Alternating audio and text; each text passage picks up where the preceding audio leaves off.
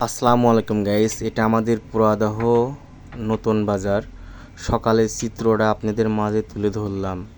কত সুন্দর সকালবেলায় আপনাদের টাটকা শাক সবজি সব কিছু আমাদের পুরাদহ নতুন বাজারে পাওয়া যায়।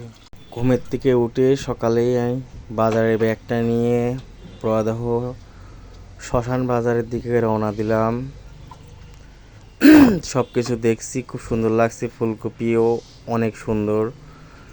শীতের সকাল, নিত্য রকম তরকারি আমাদের প্রহাদ বাজারে। মাংস আছে, গরুর মাংস। তারপরে মাছের বাজারে ঢুকলাম।